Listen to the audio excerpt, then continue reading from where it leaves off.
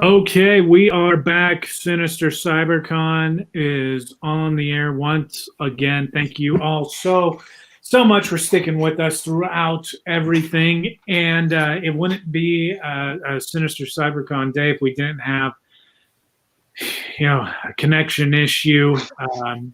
We, this is a situation where last Sinister CyberCon.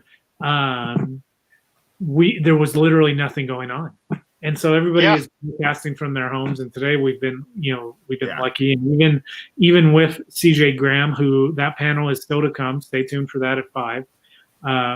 Everyone is at a local convention in the Nevada area, and everyone who we had scheduled who is also at that is having a connection issue.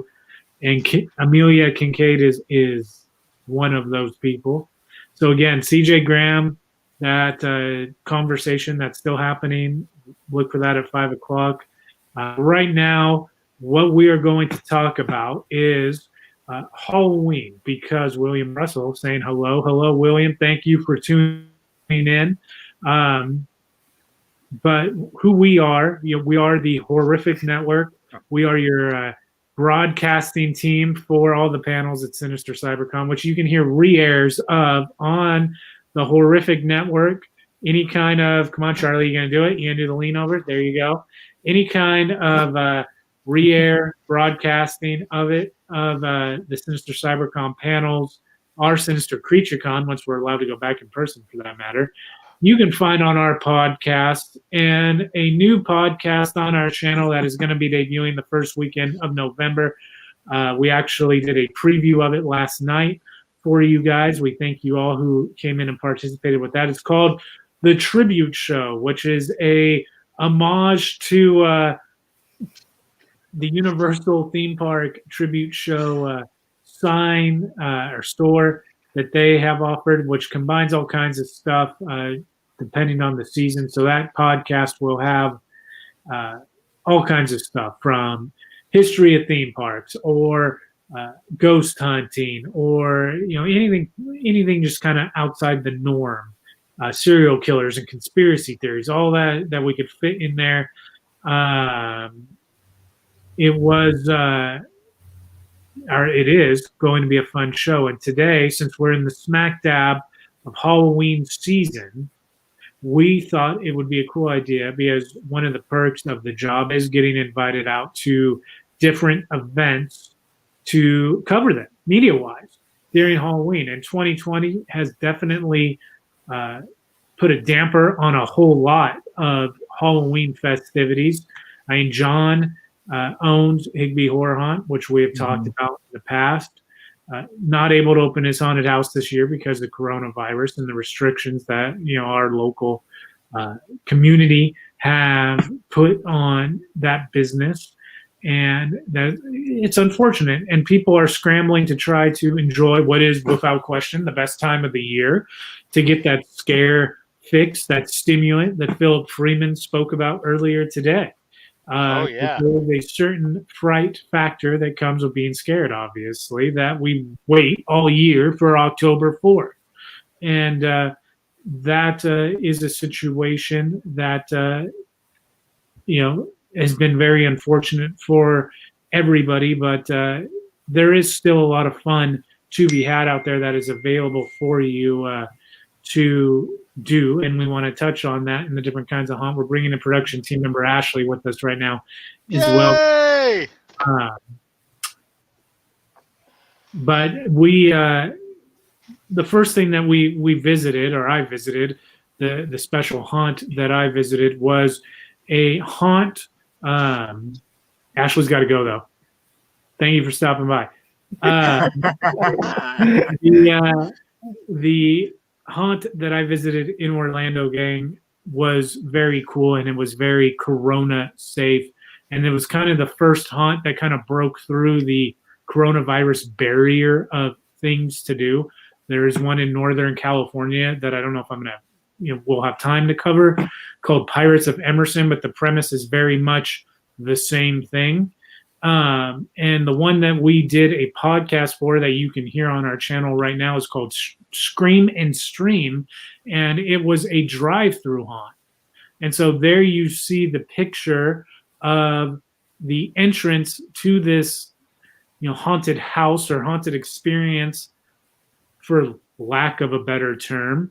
And the premise of the thing is that you are coming upon a haunted movie drive-in theater, and you drive your car through the screen, and you are now in this film, like Last Action Hero style, and this like plot plays out around you that deal with this group of teenagers that are sneaking into a drive-in movie theater that is not operational, and they come across a killer cult that has been sacrificing people within for years to come.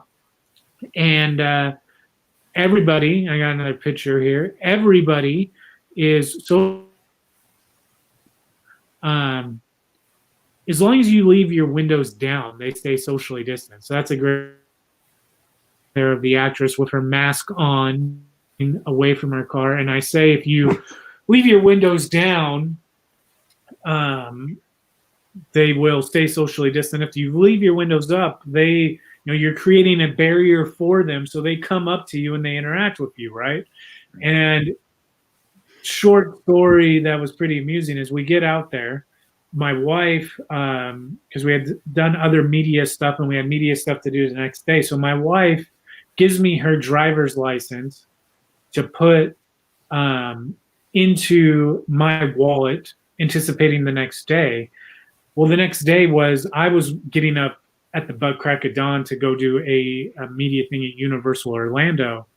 And the way that they check your tickets is you need your ID.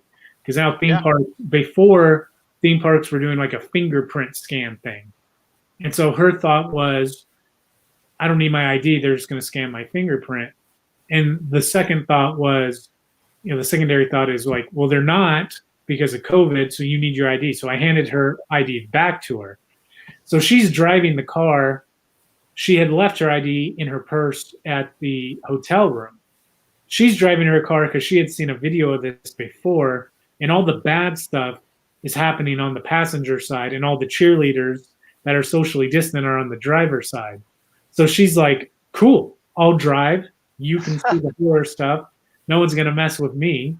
And that's that. It's so fact. So we get to the entrance, and the staff is like, okay, we just need to see your driver's license. Oh. And she's like, give me your driver's license. I'm like, I don't have your driver's license. So now she has to be in the passenger seat where she knows these characters are going to come screw with her. And if you listen to that podcast, out of respect, we are going to show a video clip of a certain haunted house just for a minute so I can show you the safety precautions that big industry does. But out of respect for, Scream and Stream, I don't have a video feed. We are recording the audio for the podcast channel, which you can find all those episodes if you just search the Horrific Network and you look for this guy, Haunt Season. We are taking houses all fall long. The ones that have been able to open, we're visiting, we're talking with people, we're taking you through the haunted houses, the scare zones, all that kind of stuff.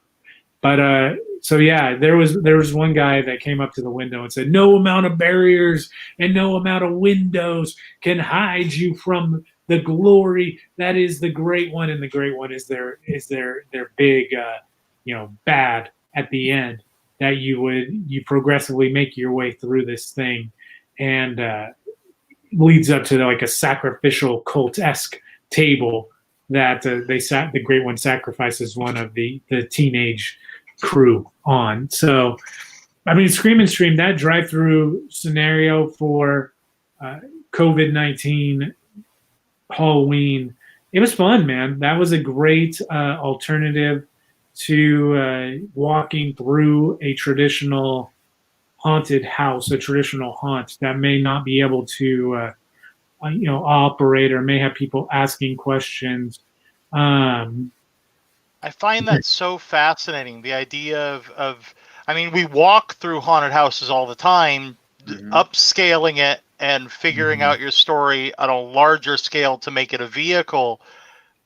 The logistics behind that, I can't wrap my brain around on how you're going to do the same type of haunt to on a scale with a vehicle. I just blows my mind that they did that. And when you told me about that, I'm like, that is the cleverest answer to this that I think I've heard so far. Absolutely. Yeah, that thing is not a haunted house. Like, it's not, if you're used to walking through a normal house, this is not something that is scary. They're not going to, there's no like startle scare, but as far as like a production, this was a lot of fun. Like, this, it was more of an immersive experience than it was. Right, exactly. Mm-hmm. Like, but it definitely gave you that feel of the fog, and it gave you the feel of, a set design that is a haunted house room that you would walk into. Like, there's a cool scene at the convenience store, and then there's very cool scenes like the groundskeeper, and the first scene that you see with teenagers where they're broken down on the side of the road. The pathway, mind you, this is this is East Coast. This is in Orlando. So, and this is on a bank of where they do airboat rides. So this is like a swamp. So you had like this huge canopy of just trees. You already said it was in Florida. We know it was a swamp. But if you think about how you could bounce the lights off of the trees then, and so you have like this huge canopy of red surrounding you as you made your way to this sacrifice by this cult leader. Is really cool, man. Another thing that we are exploring this Halloween season, John and I, which is something completely foreign and new to us, is virtual haunted houses. And this is a sub community that has existed for a while on a platform called Roblox, and really, like, this, when you look at the portal to sign in and create an account and everything, I was really hesitant on covering anything. I'm like, this is like a junior high school. Like, who are the people, the users of this thing? And then I went to my first one, and the level of design. I mean, this is just a screenshot of one hallway that you walk down first person. Yeah. The immersive design, if you put this thing on with headphones, and are you a Lego, Jim? Are you a Lego when you go through this? I get, you somewhat look like a Lego guy. Roblox is very much like that. Yeah. Like Minecraft, like Lego, like all those. But these guys, Charlie, like, they're making, I'll try to find some other pictures as I ramble, but they're making these things. This is a shot from a scare zone. So they have both haunted houses and street atmosphere characters that will interact with you as you roam down. So there's Jason. That's awesome. There's Freddy in the background, I see. Yeah, this particular place that we covered. Yeah. Had all kinds of different characters that were interacting with you. But the set design of these different houses, whether it be based on a theme park or just outside of completely imagination, having no desire to put in the amount of work that it takes to do something like the digital haunted houses, have been continuously impressed online. And there are some people that come up and they interact. Like, I'll post, hey, we'll probably be playing in here. I usually post about that on Twitter, just because I know a lot of the game developers are on Twitter and are watching them. And there's been a couple that have actually found us and met up with us and have chatted with us while we were in there. Oh, wonderful. But that whole experience has been pretty trippy. John, what has the virtual haunted house been like for you?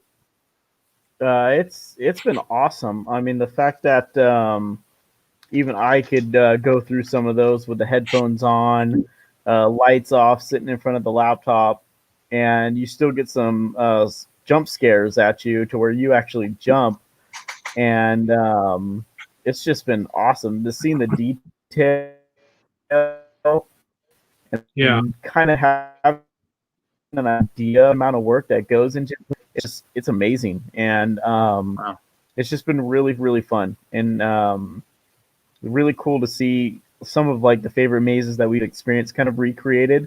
Like obviously they do HHN, and they created ones from like last year. There's a couple places that have done some mazes that Knott's Berry Farm has done before in the past.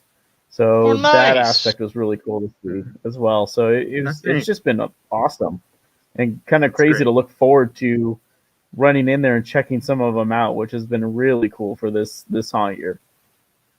The thing too that has been a lot of fun is the fact that there are some haunted houses, physical haunted houses that have been allowed to operate. Predominantly, I would say that you could definitely find a lot more depending on where you are watching this from. From like if you're into the median line of the United States, halfway through Texas, the eastern side of things. I would seem just from talking to people and meeting a bunch of people seems to be a lot more open to operating those kind of things. But Whether they should be or not. whether they should be or not, like again, I'm not going to talk about the creed of any of the people that are operating. I completely understand that. Hey, if you have a small business, this is how you make money. Like this is how you make money. And when you see like a company like Disney laying off 28,000 people, we are at the point now where this has not affected small business. This has definitely affected small business a drastically amount more than major business. But this is kind of, this is a situation where sadly nobody is safe. And, until things turn around, we kind of all have to kind of grin and bear it. But what I was going to show you right now is every physical haunt that I have been to this haunt season that we have covered on the podcast, whether or not the show has been published yet or will be published in the next couple weeks on our March 2 Halloween, this kind of signage is everywhere. And maybe kind of hard to see on this particular one, but you see that COVID-19 safety thing there on the right-hand corner. I'm telling you guys, internet is back and forth, open, don't open. But speaking of someone who's been there, the comments of someone who is saying this is safer than your grocery store, I 100% agree with. Because every haunt that I have been to, there is checks at the door. There's checks 10 feet in front of the door. There's checks 10 feet after the door. And there are checks and there are staff that are there, whether the staff be 200 or 5. Part of that staff is committed to just roaming and making sure you are social distancing and you are putting your mask on. Right. And, this year was a year that was supposed to be really special for theme park haunt industry because it was going to be the 30th anniversary of Halloween Horror Nights. And Jay, as someone who has worked Halloween Horror Nights, how beloved that event is, especially on the East Coast. Oh, yeah. And this was going to be Halloween Horror Nights 30, which is a huge anniversary. I actually got a phone call from my former boss there because they were originally trying to get as many people who have ever worked Halloween Horror Nights at Universal Orlando to come back for the big opening for the 30th year. And that was an email I got from him in January. Wow. And by April, it was very clear none of us were going. So, but yeah, I was looking forward to it. I was wanting to see a bunch of characters who may have been retired and some old props get dug out that they were hoping to do some. They were going to do some bigger stuff on the lead in getting into the park, and I just this shutted us all down. And the Wow. thing about that too is, with theme parks, it's a whole different ballgame because now you're dealing with if someone, which here's the thing in general, just don't be mean and don't troll. And that's a good rule for panel comments, which we have had very little of over the course of this weekend. But just in social media in general, don't do it. Just don't. And a lot of people have hated the theme parks for reopening in Florida and across the eastern and central. Man, there's two sides to every story. So just kind of, just be cool. I can tell you from talking to people in Florida that I know that still live out there, that at least there, the people were not upset that the theme parks were reopening because they were assuming somebody like Disney or somebody like Universal is going to put every frickin' precaution ever existing in their parks to reopen. They were more upset just at their local government in allowing certain things to open up before it maybe should have. These businesses aren't to blame if they're just told, okay, you can open now. Yeah.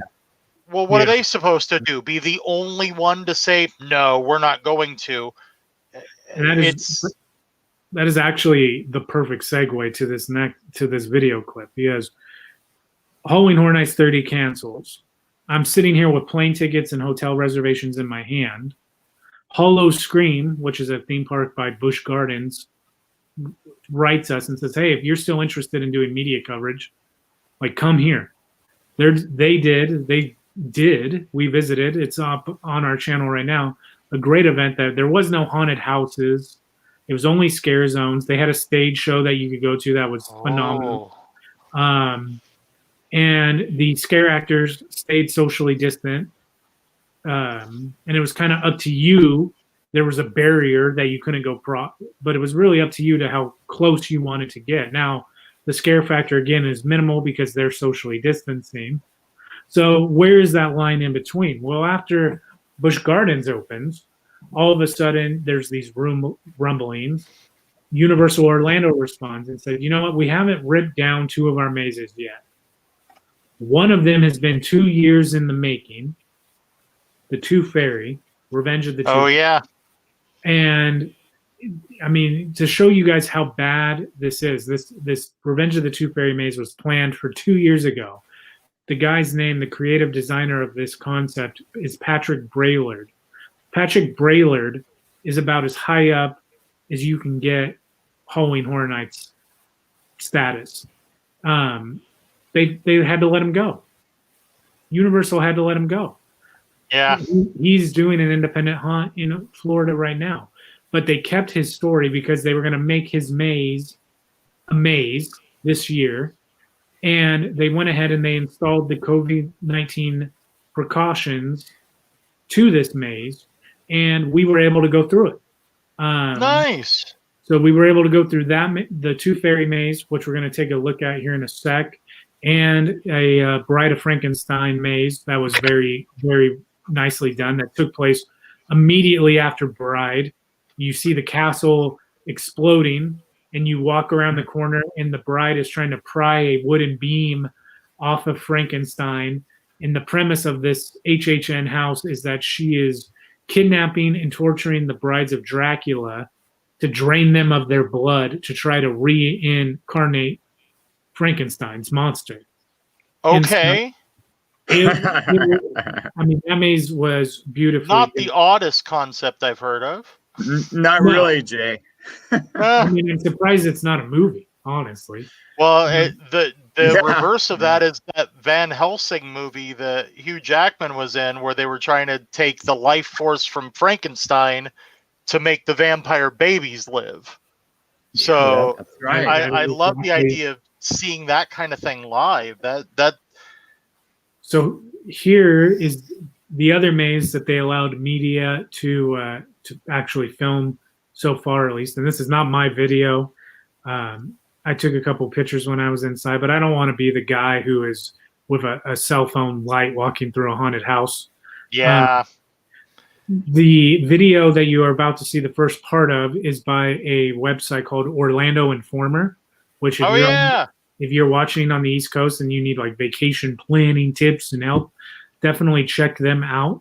But this kind of gives you a vibe for the safety precautions that the major theme parks are taking in any kind of a Halloween experience. So the premise of this, to kind of set this up, is James has lost his first tooth, and he does not want to give it to the Tooth Fairy, and the ramifications that can come with that. So I don't know if we'll play the full, maze, because it's like a 5-minute video, but we'll probably play like the first few rooms of it, just so you can see the precautions of the plexiglass that Universal installed and the precautions that they're going through. Keep in mind, the videographer is wearing a mask. Your monsters in the maze are wearing a mask underneath the mask that you're going to see them wear. So enjoy it, man. This still is right now, as of right now, this is my favorite thing of this Halloween season. And a lot of that may be having to do with the fact we didn't think we were going to get any kind of HHN anything this year. But Yeah. I think that this was beautifully done. And for Patrick's, 2-year culmination to kind of come sadly with his having to be laid off because of COVID is very sad, but it's almost a homage to his work that he has done. So here is the first part of Revenge of the Tooth Fairy. The cursed monster. I don't care. I don't believe you. I don't believe it.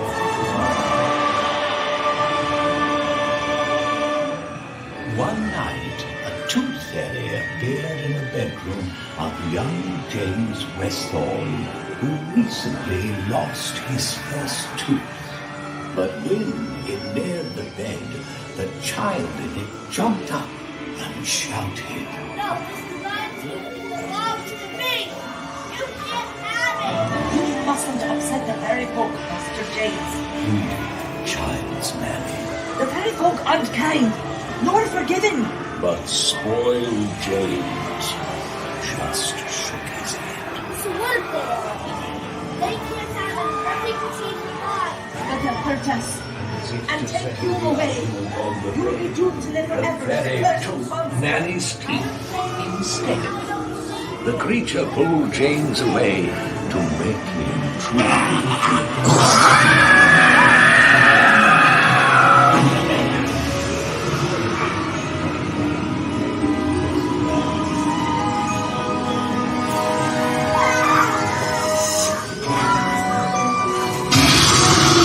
Next, the fairies ventured down the hole and killed the servants one at a time.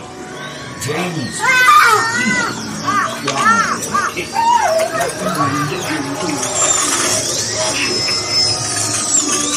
The fairies then visited Mother and Father and gave them a lesson to learn. And James had looked, had to see, had to hear.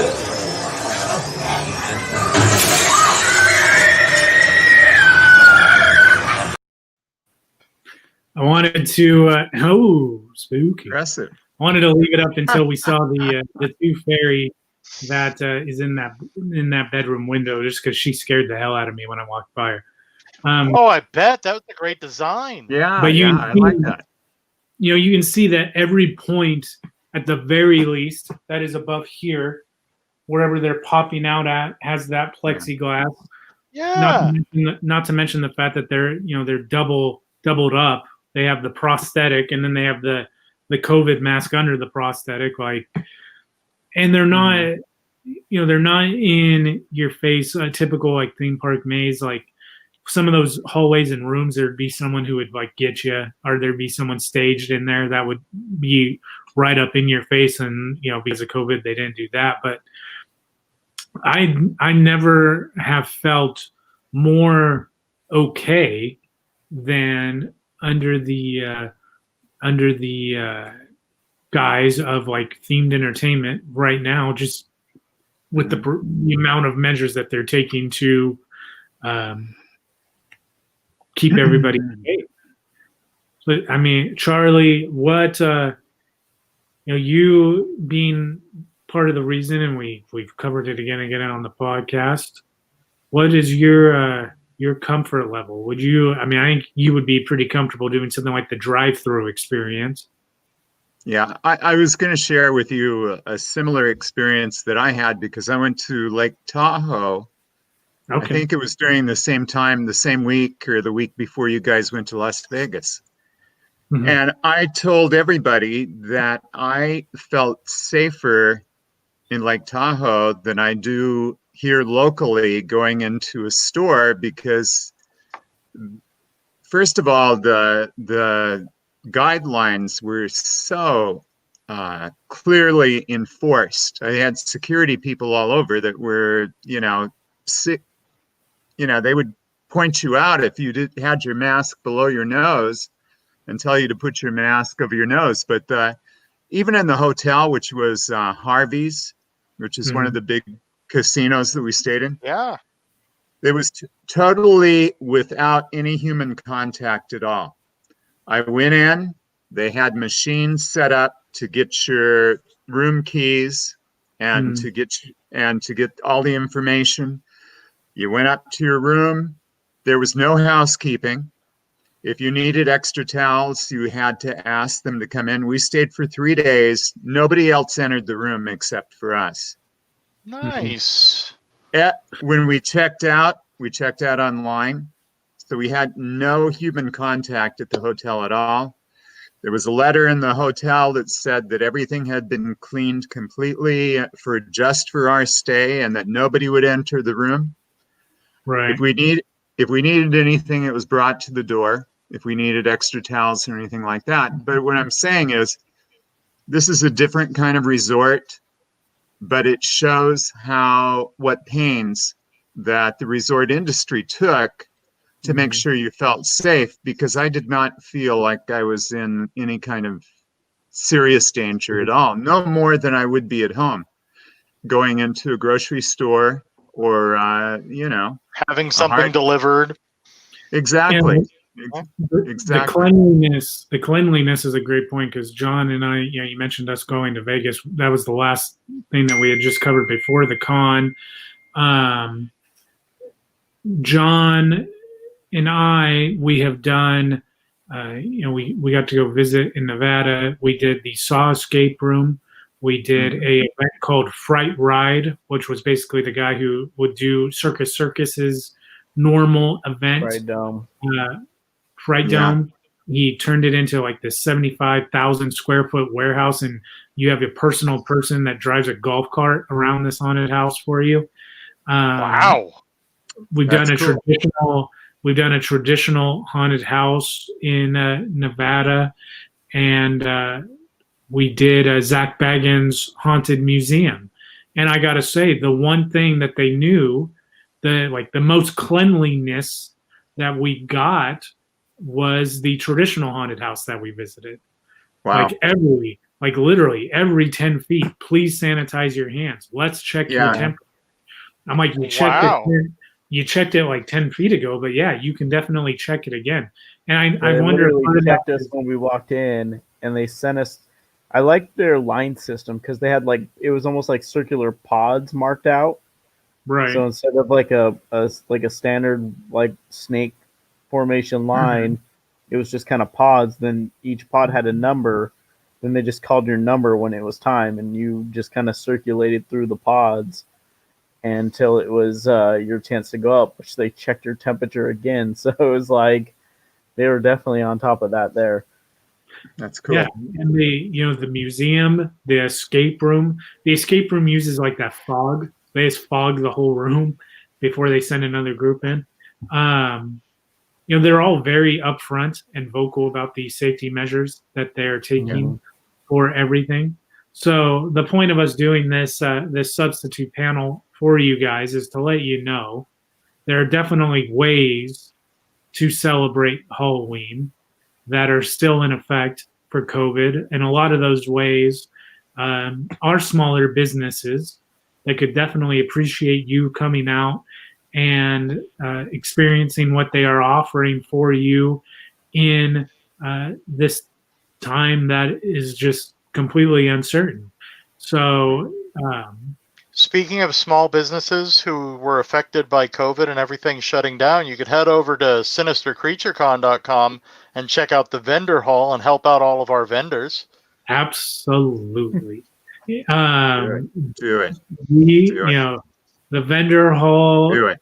all those people who have ever come to a Sinister Creature Con physically and have displayed their art prints or their, their models or, slash dioramas. I don't even know what the work of art would be the best way to describe. Definitely art.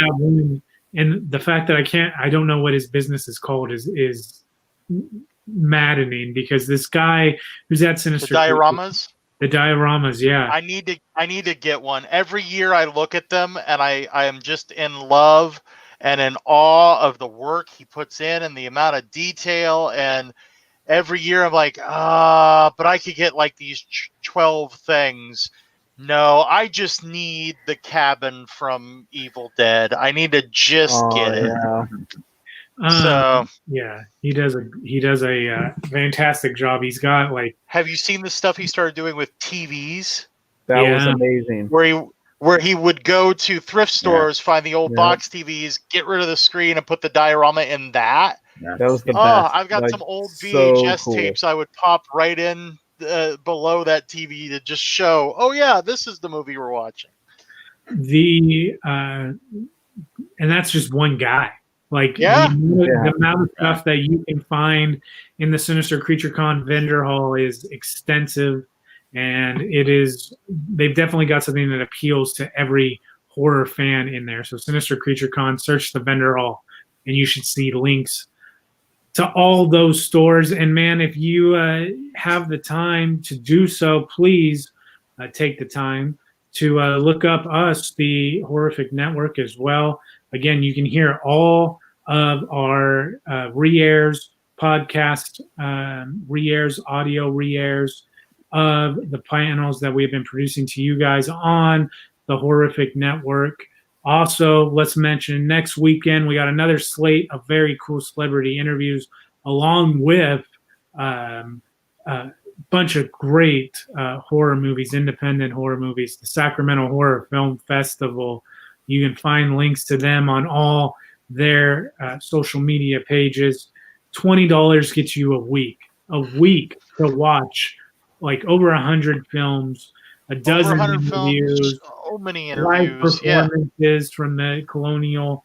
Like, you get a ton of content to wind down your Halloween season if you are looking to just spend time looking at scary movies at home. And that's the way that you're choosing to celebrate Halloween, which there's definitely nothing wrong with that. That's why I always go to the haunted houses at the beginning of the month, just so I can sit on the couch and watch scary movies the last week of October. There's nothing wrong with that. Sacramento Horror Film Festival is a great way for you to do that. And yeah, man, we thank you for sticking with us. We apologize for the connectivity issues with Amelia Kincaid.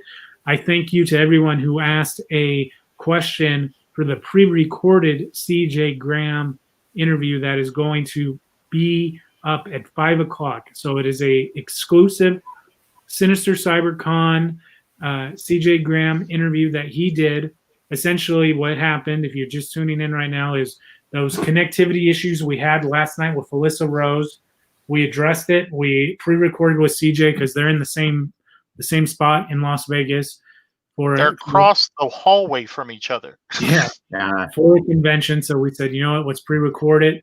I hopefully, you guys saw the call. I know at least some of you did see the call to put out questions to CJ at the 5 o'clock hour when we did that Vengeance watch along and on our social media. So he is answering some of your questions in the video. I can tell you that. But that will be up at 5 o'clock here in about 14 minutes. And afterwards, we will be back to say thank you for making this another great experience, another great Sinister Creature Con. Thank you for listening to this. This will be, live on our channel as well as we move forward, and look for more live streams from us, especially under that Tribute Store banner where we will interact with you guys. Ghost stories, conspiracy theories, all that kind of stuff. Movie watch-alongs like we did with Friday the 13th Vengeance. All that is coming. But until then, coming up next, that CJ Graham video interview panel that we pre-recorded. And then we will be back to wish you guys a happy Halloween and thank you. So see you guys all in a little bit.